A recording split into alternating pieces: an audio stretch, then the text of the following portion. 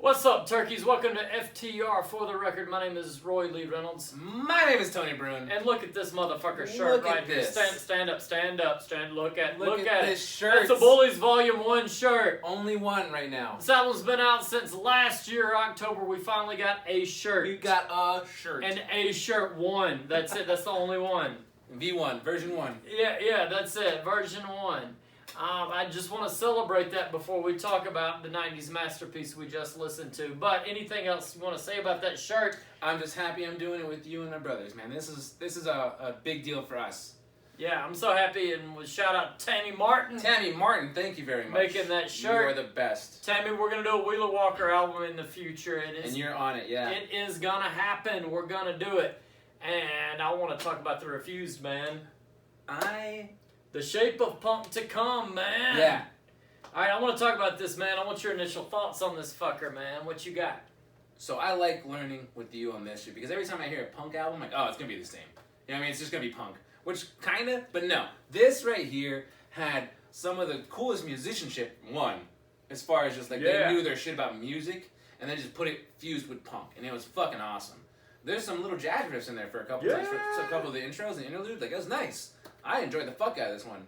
And then you just want to go fucking mosh or like, I don't know, tear down a street sign or some shit. You know what I mean? There's some moments where I just want to fucking jump around on this album. It was good. I loved it. Yeah. I liked it. Being a teenager in the 90s, particularly late 90s, I dug it because there were hints of, God, don't call this sacrilege, because some of you fuckheads will. It was like 90s pop to me, like 90s guitar pop, not Backstreet Boys pop, but your Matchbox 20s, your Wallflowers, your Smash Mouths, your Third Eye Blinds, like your pop rock, Everclear. Like there were parts of that I heard, but then it was just blast beats and hardcore vocals on top, and you're like, oh yeah. This is a hardcore album. It's a punk album and then they would lead into like a little like riff you might hear like from a Wallflowers song, and then boom, oh yeah, this is a hardcore album, and you're like, oh yeah, right, yeah, this punk album. You know, kind of sucks this band wasn't around for 20 years after this That's album. another thing I was thinking. And I'm glad they've the last few years they've come out of the woodwork and are playing shows and whatnot. But, and I've never seen them. I want to see them in a bad kind of way. But, that was one of my thoughts listening to it. And I had only listened to it maybe twice before tonight. And, I've had this record a long time. I bought it in Minneapolis about 6-7 years ago. And I listened to it maybe 20 years ago a few times and just kind of moved on with life. Like, whatever, this one slipped under the cracks with me.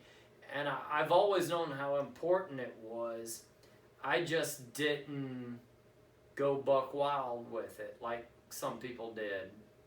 You said they just missed the time, too. Like, they weren't a band for very long, that's what you said. Yeah. And like, I feel like you said they slipped through the cracks. This, to me, this album, because this was, 90-something, you said? 98, 98? I think. Yeah, Don't fact check me. I'm fucking wasted. But what I see, what I see with this album though is I see a punk band who tried to grip at what the future would be of music. Yeah, you know what I mean. And they went there, and I think highly underrated as far as I'm mad. I don't know anything about them. I think you're right. I think it was a big grip of the past, and we're gonna dig into some hardcore shit as it goes. But yeah, that was definitely, they gripped into your Black Flags and your Bad Brains and your AF and Circle Jerks and blah, blah, blah. I could go down Fugazi, Minor Threat. Ugh. I'm not in those bands. I was going to say, what's wrong with Minor Threat? Yeah, no, nothing. Those bands are great. There's Minor Threat records back here. Yeah. But I'm just going to have to name all the hardcore bands.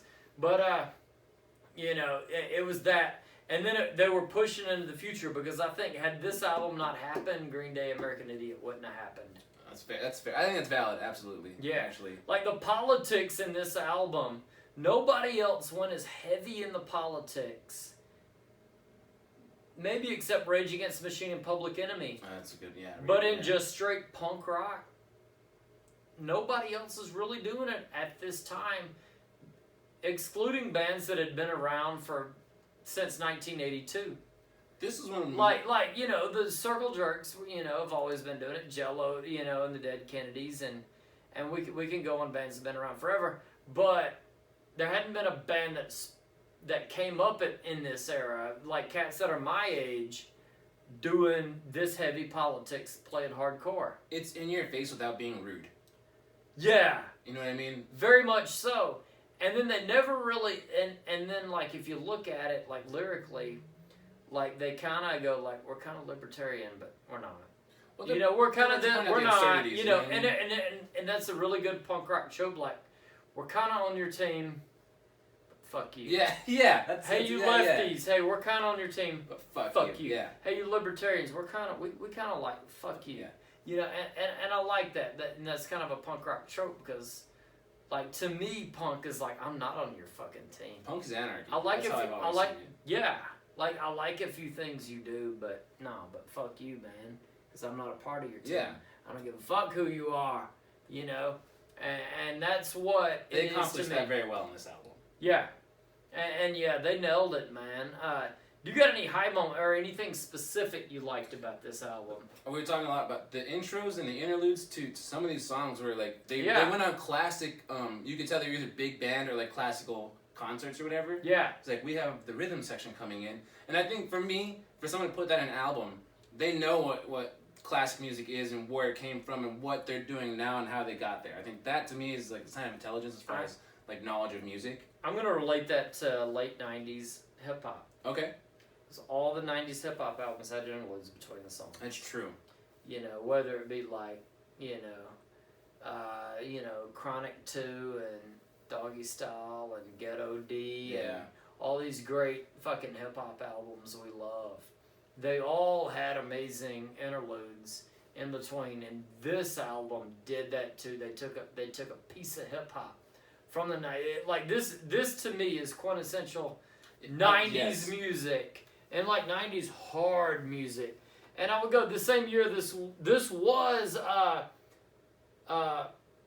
Pantera Great Southern Trendkill album, same year, and that was also quintessential '90s, but a totally different thing. You can't. This summed up like pop guitar music, hip hop, and punk. And just roll that, and then you mash in 1980s hardcore with it. You can't take and this that's link what out of the that chain link was. fence. This is part of the fence of pop music. You can't take this out of it. You know what I mean? Yeah, and it wasn't pop music. Yeah. It was never on the radio. It was never on MTV. Sorry, it was never, but it should have been.